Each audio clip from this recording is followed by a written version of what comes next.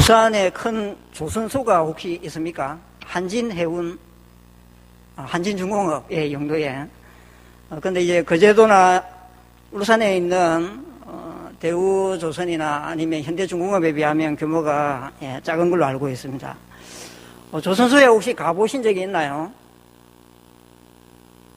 어렸을 때 혹시 단체 수학여행 이럴 때 간 기억이 있을지 모르겠습니다. 직접 가보면요, 먼 곳에서 볼 때하고 느낌이 많이 다르죠. 제일 먼저 맞닥뜨리는 문제가 뭡니까? 생각보다 배가 너무 크다는 거죠. 멀리서 볼 때는 그렇게 안 커 보였는데 가까이 가서 보면요, 너무 커요. 진짜 큰 배는요, 여기 지상에 서서 보면요, 위가 안 보이잖아요. 배 바닥밖에 안 보이잖아요. 철판밖에 안 보이는 거죠. 몇십 층 높이에 해당하는 갑판 위를 볼 수 있기는커녕요, 이 배 선수 앞쪽에 서서 보면요, 배 끝이 안 보입니다. 배 꼬리가 안 보이죠. 이쪽 면에 서면 반대면이 안 보입니다.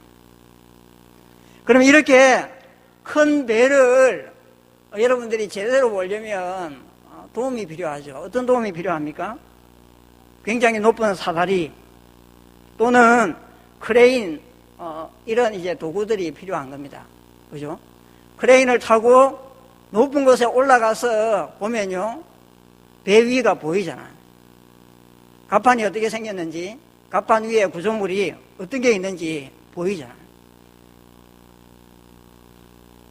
마찬가지입니다.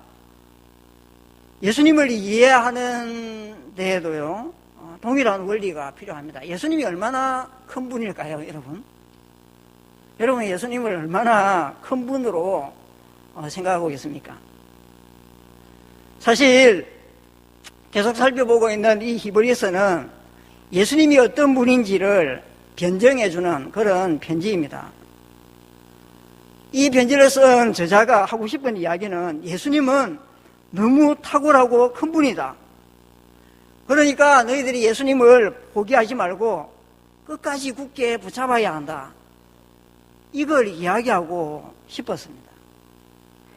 그렇게 크고 위대한 예수님을 설명해야 하니까 이 저자는요, 다양한 앵글에서 카메라를 잡고 있습니다.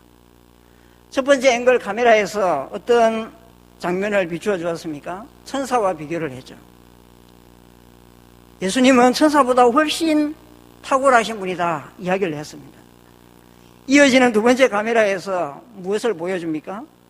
모세와 비교했습니다. 그분은 모세보다 훨씬 큰 분이다 이야기했죠. 그리고 나서 무엇을 이야기하느냐 하면요, 예수님은 큰 제사장이 되신다 이 이야기를 합니다. 그게 4장 14절부터 5장 10절에서 이야기했던 바입니다. 4장 14절을 여러분 한번 보시겠습니까? 어떤 화두를 꺼냅니까?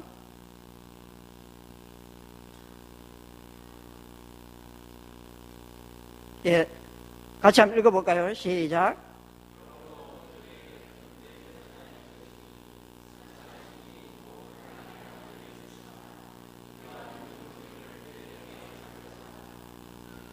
예. 우리에게 큰 대제사장이 계신다. 그렇게 이야기를 했습니다. 그래서 5장 10절까지 예수님이 큰 제사장이시다 이야기를 하다가 그걸 이제 설명하려고 하니까 누구와 좀 대조를 해서 누구에 빗대어서 설명을 할 필요가 있다고 생각했냐 하면 이제 멜기세덱이라는 사람입니다. 그 멜기세덱 이야기를 했죠. 5장 10절에서. 이 이야기를 꺼내고 보니까요, 편지를 읽게 되는, 편지를 받는 수신자들이 이 멜기세덱을 잘 이해 못할 것 같은 거예요. 이유가 뭐냐 하면 오래전에 사도들로부터 복음을 들었는데도 불구하고 계속해서 말씀을 듣고 자라가는 일을 멈추었기 때문에, 듣는데 너무 둔해져 있기 때문에 그 부분에 대해서 약간 책망도 하고 또 권면도 했습니다. 그리고 나서 이제 7장부터 다시 말하려고 했던 이 큰 제사장이 되시는 예수님에 대해서 이야기를 합니다. 여러분, 왜 멜기세덱 모형을 사용해서 예수님을 설명하려고 했을까요? 그건요, 3절 하반절에서 이유를 말씀해 줍니다. 멜기세덱이 하나님의 아들과 닮았기 때문이다, 이렇게 이야기합니다. 닮았기 때문에 예수님을 설명하는 데 있어서 이 멜기세덱만큼 효과적인 인물이 없다는 거죠. 어떤 면이 닮았습니까, 여러분? 어떤 면이 닮았느냐 하면요, 이중 자격을 갖고 있다는 겁니다. 멜기세덱은 살렘의 왕이면서 하나님의 제사장이었습니다. 왕이면서 동시에 제사장이었죠. 그리고 이 멜기세덱은요, 시간을 초월한 천상적인 존재이면서 동시에 이 땅에 실제 존재했던 역사적인 존재이기도 합니다. 여러분, 가만히 생각해 보십시오. 이런 이중적인 자격을 가진 존재가 있었습니까? 왕과 제사장 직분을 동시에 수행했던 사람이 있었습니까? 없었죠. 사울을 보면 알 수 있잖아요. 사울은 아말렉과의 전투를 앞두고 사무엘이 약속한 시간보다 지체된 것 때문에 어떻게 했습니까? 왕인 자신이 하나님께 직접 제사를 드렸잖아요. 하나님이 그 일을 기뻐하셨나요? 그 일 때문에 하나님은 사울을 향해서 대노하셨습니다. 왕과 제사장직, 하나님이 사람을 세울 때에 직분은요, 한 사람에게 하나의 직분만 그렇게 주셨습니다. 그런데 예수님은 어떻습니까, 여러분? 예수님은요, 완전한 하나님이시면서 완전한 아들이시잖아요. 완전한 인간이시잖아요. 뿐만 아니라 예수님은 왕일 뿐만 아니라 제사장이시고 또한 선지자이시기도 했습니다. 구약에서 굉장히 중요했던 이 삼중 직분을 완전히 성취하신 분이 예수님입니다. 이런 면에서 멜기세덱은 하나님의 아들인 예수님과 굉장히 닮은 부분이 있는 것입니다. 그래서 이 멜기세덱을 모형으로 해서 예수님을 설명해 가는 것입니다. 왜 멜기세덱이 레위 제사장들보다 위대합니까, 여러분? 오늘 읽었던 본문이 위대한 이유를 설명해 줍니다. 세 가지 이유를 제시하죠. 첫 번째 이유가 무엇입니까? 멜기세덱이 아브라함으로부터 11조를 받았기 때문이다. 여기서 아브라함은요, 단순히 개인이 아닙니다. 그는 레위의 조상이기도 하죠. 그래서 아브라함이 멜기세덱한테 11조를 바칠 때에 이 멜기세덱의 허리에 있었던 레위의 후손들, 레위 지파도 멜기세덱한테 11조를 바친 것과 같다는 겁니다. 둘째로 아브라함을 위해서 멜기세덱은 복을 빌었습니다. 누가 누구에게 복을 빕니까? 7절이 이야기하는 바와 같이 높은 자가 낮은 자한테 복을 비는 게 당연하다는 겁니다.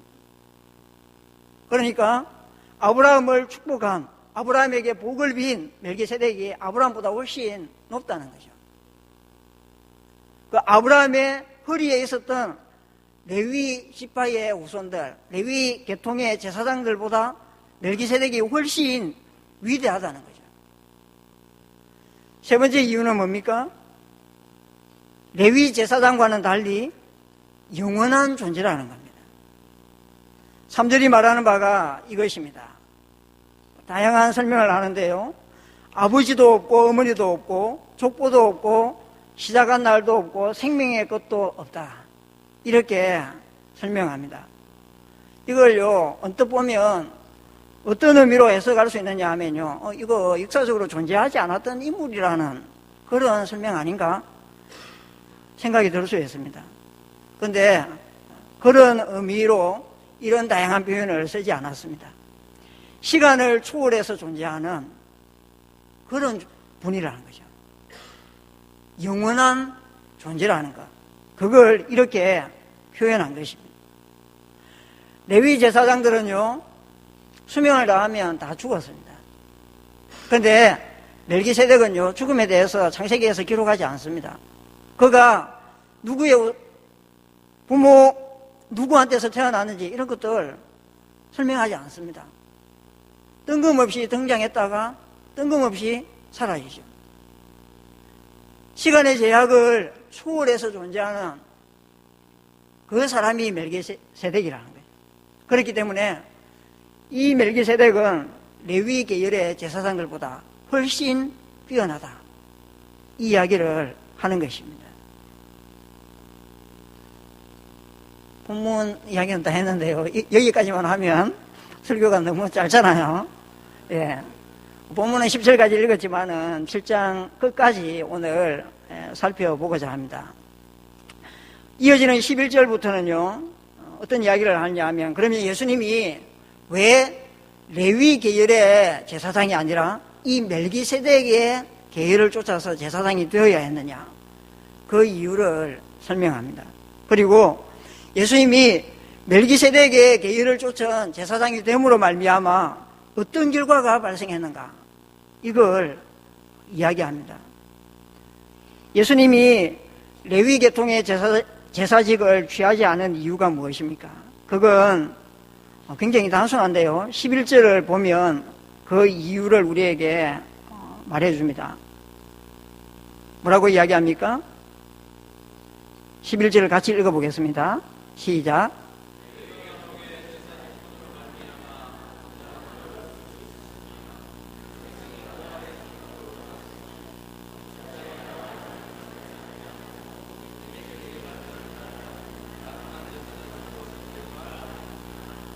주목해야 할 단어는 두 가지인데요, 첫 번째는 온전함입니다.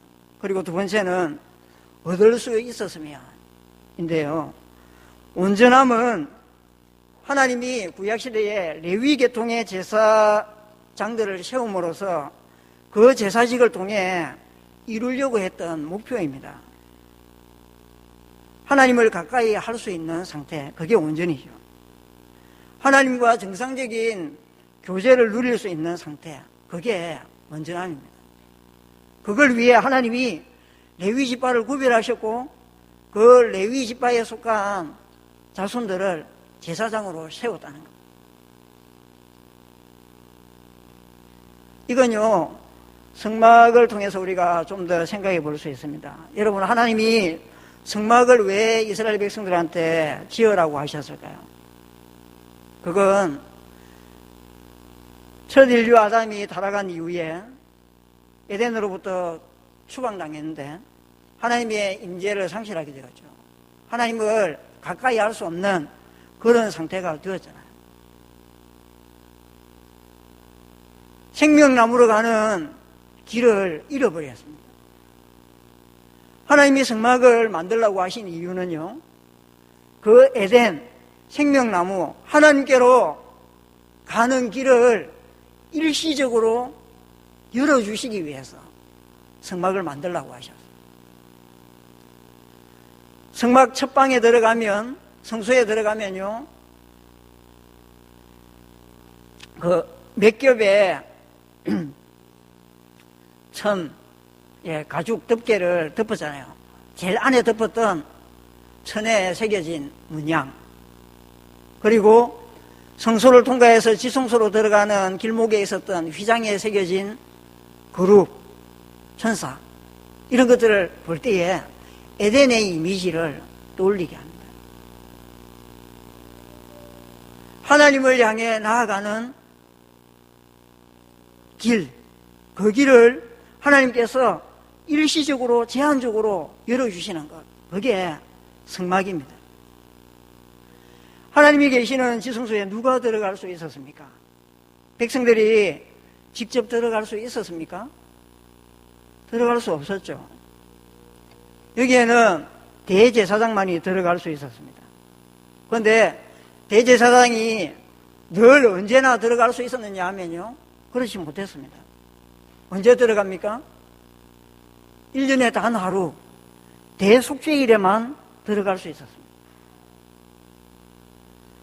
대속죄일에 지성소에 대제사장이 들어가기에 앞서서 먼저 무엇을 해야 했느냐 하면 자기의 죄 때문에 자기의 죄를 위한 속죄제를 먼저 하나님께 드리고 그 이후에 백성을 위한 속죄 제물을 잡아서 그 피를 담아 지성소로 들어갔습니다. 백성들은요, 이 대제사장의 중보 사역으로 말미암아 하나님의 임재를 누릴 수가 있었던 것이죠. 굉장히 제한적으로 1년에 단 하루 자기의 약함으로 말미암아 자기의 죄를 위한 속죄제를 먼저 드려야 되는 그 대제사장의 중보를 통해서 들어갈 수 있었다는 겁니다. 그 온전함은요, 사실 하나님이 기대했던 온전함의 수준 되지 못하는 것이죠. 그래서 온전함을 얻을 수 있었다면 이렇게 이야기합니다. 레위 계열에 속한 그 제사장들의 수고를 통해서 너희가 늘 언제나 하나님을 만날 수 있고 그 하나님의 임재 가운데에 거할 수 있었다면 하나님이 레위 계열이 아닌 멜기세덱에 속한 다른 제사장을 세울 필요가 없었을 것이다. 그 이야기를 하는 것이죠.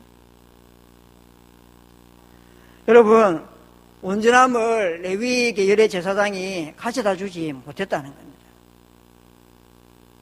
이걸 19절에서 다시 설명하는데요, 좀 다른 표현을 써서 이야기를 하죠. 어떻게 이야기합니까? 전에 있던 계명은 연약하고 무익하기 때문에 폐했다, 이렇게 이야기합니다. 전에 있던 계명이 왜 연약하고 무익합니까? 이유는요, 16절에서 알 수 있습니다. 그 계명은 육신에 속한 계명의 법이기 때문에 그러합니다. 하나님이 율법에서 제사장직에 대해서 말씀하실 때에 그 율법에서 관심을 갖고 있는 바는 무엇이냐 하면요, 육체적 혈통입니다. 세워진 제사장이 죽었을 때에 레위 지파 아론의 자손 중에서 그 제사장직을 계승해야 한다, 그걸 말씀하고 있습니다. 죽음이라는 한계를 가지고 있는 제사장이기 때문에 한 제사장이 죽었을 때에 그 제사장직을 어떻게 유지할 수 있느냐, 그게 율법이 관심을 가지고 있는 부분이었습니다. 예수님은 그렇게 세워진 제사장들과는 다르죠. 무엇에 따라 제사장이 되셨느냐 하면 16절에 무엇에 따라 되셨다고 합니까? 불멸의 생명의 능력을 따라 되셨다. 대조되는 단어를 여러분들이 주목할 필요가 있습니다. 육신이라는 단어와 생명이라는 단어가 대조가 되고 있죠. 그리고 법이라는 단어와 능력이라는 단어가 대조가 되고 있습니다. 옛 계명이 관심을 가지고 규정한 바는 어떤 혈통에서 제사장이 되어야 되는가? 육체적 혈통에 관심을 가지고 있었다. 아론의 자손이기만 하면 되는 것이죠. 제사장으로 세움을 받는 그 사람의 능력은 별로 중요하지 않습니다. 그가 제사직을 온전히 수행할 수 있는 능력을 가지고 있느냐, 가지고 있지 못하느냐, 별로 중요하지 않습니다. 그렇기 때문에 육신에 속한 계명의 법이라고 표현을 하는 거죠. 이에 비해서 예수님은 무엇을 따라서 제사장이 되셨느냐 하면요, 불멸의 생명의 능력으로 되셨다. 불멸의 생명, 영원하다는 거죠. 죽음을 초월한, 죽음을 뛰어넘는 영원성을 가진 제사장, 그리고 하나님이 제사직을 통해서 우리에게 주시려고 하는 그 온전함을 충분히 우리에게 가져다 줄 수 있는 능력을 가진 그 능력을 따라서 제사장이 되셨다고 말씀하십니다. 여기에서 끝나지 않습니다. 하나님은요, 예수님을 제사장으로 세우실 때에 맹세로 이걸 확증해 주셨습니다. 어떤 맹세입니까? 21절을 여러분들 보십시오. 하나님은 맹세하시고 뉘우치지 않는다 말씀하시면서 하나님이 어떻게 맹세하셨냐면요, 너는 영원히 제사장이 될 것이다. 시편 110편 4절 말씀을 인용한 건데, 시편에 보면 멜기세덱의 반차를 쫓은 영원한 대제사장이 될 것이다, 그렇게 말씀하고 있습니다. 맹세가 가지는 권위, 이미 우리는 6장 16절에서 살펴보았습니다. 어떤 다투는 일에 최후 확정을 위해서 맹세한다, 그렇게 이야기했죠. 하나님은 예수님을 영원한 제사장으로, 레위 계통에 속한 제사장들이 죽을 때마다 제사장을 새로 세워야 했던 것과는 다르게 영원히 살아계시는, 영원히 우리에게 온전함을 가져다 주는 그런 제사장으로 예수님을 세우셨다. 맹세를 더해서 그렇게 세워주셨다는 겁니다. 이 7장 1절부터 25절까지 설명한 바가 이것입니다. 멜기세덱은 레위 제사장들보다 훨씬 위대하다. 예수님은 그렇게 위대한 멜기세덱의 반차를 쫓아서 제사장이 되셨다. 이유가 무엇이냐?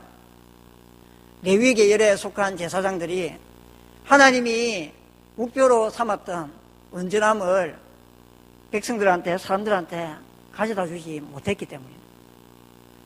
죽을 때마다 바뀌어야 됐고, 그 제사장들은 자기한테 있는 죄 때문에 자기 죄를 위한 속죄제를 먼저 드려야 되고, 자기 죄가 해결되지 않았기 때문에 죽어야 했던 거죠. 그런데 예수님은 그 레위 계열의 제사장들과는 다르다. 멸하지 않는 불멸의 생명의 능력을 쫓아서 제사장이 되셨다. 그래서 영원히 살아계셔서 지금도 제사 직분을 수행하고 계신다. 너희를 얼마든지 온전하게 만들 수 있다, 그 이야기를 하는 겁니다. 여러분, 이런 대제사장 예수님 때문에 그러면 우리가 누릴 수 있는 유익이 무엇입니까? 19절입니다, 여러분. 어떤 유익을 누릴 수 있느냐 하면 더 좋은 소망을 우리가 가질 수 있습니다. 그 소망이 무엇입니까? 그 소망은 하나님께 가까이 가는 것입니다. 하나님께 가까이 가는 걸로 끝나느냐 하면 그렇지가 않습니다. 25절을 보면요, 하나님께 나아가는 자들을 온전히 구원해 주신다, 그렇게 말씀하고 있습니다. 예수님을 통해 하나님께 가까이 가는 것, 그리고 하나님께서 온전한 구원을 주시는 것, 이게 지금 우리 시대에 우리한테는 큰 위로가 되지 않을 수 있습니다. 그런데 히브리서 편지를 받아보던 당대의 성도들한테는요, 이게 얼마나 큰 위로가 되었을지 모릅니다. 이들이 처해 있었던 상황이 어떤 상황이었습니까? 유대주의자들, 유대교로부터 끊임없이 회유를 받고 있었잖아요. 하나님께 나아가기 위해서는, 하나님의 백성이 되기 위해서는 율법을 지켜야 하고, 율법이 규정하고 있는 제사를, 희생제사를 드려야 한다고 계속 이야기했잖아요. 유대교로 돌아오지 않으면 죽이겠다고 핍박하고 협박했잖아요. 그런 상황에 있던 수신자들이 예수님이 이런 분들이다, 저자가 말할 때야 예수님은 몇십 년 전에 십자가에 죽으시고 하늘로 올라가시고 그걸로 끝, 그게 아니라 지금도 살아계시는 영원한 대제사장이 되신다. 그 예수님은 하나님이 우리에게 주시려고 했던 온전함을 주시는 능력을 갖고 계신다. 언제든지 하나님의 보좌 앞으로 우리를 데려갈 수 있다. 그 이야기를 하는 거예요. 그리고 하나님께 나아가는 자들을 하나님은 온전히 구원해 주신다. 그 이야기를 하는 거죠. 사랑하는 성도 여러분, 오늘 말씀을 맺을까 합니다. 결혼을 어떻게 했는지 모르겠습니다. 여러분들은 연애 결혼을 하셨습니까? 아니면은 중매 결혼을 하셨습니까? 중매로 결혼을 하신 분들도 중매 후에 일정 기간 만나는 기간이 있었을 것입니다. 결혼 후와 연애하던 시절을 비교할 때 여러분 언제가 더 행복합니까? 연애하던 시절이 더 행복합니까? 예, 그건 참 어리석은 생각이죠. 연애할 때에는 사실 정한 시간에 만날 수 있는 게 전부였습니다. 그죠? 일정 시간이 되면 자기 집에 돌아가야 되잖아요. 그런데 결혼하면 어떻습니까? 결혼하면요, 늘 함께 있을 수 있습니다. 함께 있을 수 있다는 것, 그거 자체가 행복한 것이죠. 여러분, 28절을 한번 다시 보겠습니다. 28절은 7장 전체의 요약정리라고 할 수 있습니다. 28절 같이 한번 읽어볼까요? 시작. 율법은 약점을 가진 사람들을 제사장으로 세웠거니와 율법 위에 하신 맹세의 말씀은 영원히 온전하게 되신 아들을 세우셨느니라. 영원히 살아계시는 그리고 온전한 아들을 대제사장으로 세워주신 이유, 그게 바로 우리로 하여금 언제든지 하나님께 나아갈 수 있도록 하기 위해서 더 좋은 소망 주시려고 그렇게 하신 거예요. 1년에 하루 하나님의 인재의 상징물에 불과한 거기에 백성을 대표해서 제사장 혼자 들어가는 것이 아니라 예수님을 의지하는 모든 성도들이 하나님께 직접 나아갈 수 있도록 하기 위해서 영원히 온전한 아들을 제사장으로 세워주셨다는 거예요. 이게 여러분 복입니다. 언제든지 하나님 앞에 나아갈 수 있다는 것, 하나님과 만나 교제할 수 있다는 것, 그리고 하나님께 나아가는 자를 하나님께서 멸시치 않으시고 우리를 온전하게 구원해 주신다는 것, 이게 큰 복인 것이죠. 이 복을 여러분들이 남은 생애 동안 더 풍성하게 누릴 수 있으면 좋겠습니다. 특정한 날, 특정한 때에만 하나님을 만나지 마시고 월요일부터 토요일 일상생활 가운데에서 하나님의 보좌 앞으로 나아가서 하나님을 만나고 그 하나님이 우리에게 베풀어 주시는 온전한 구원, 그것을 누리는 그런 여러분들이 될 수 있기를 바랍니다.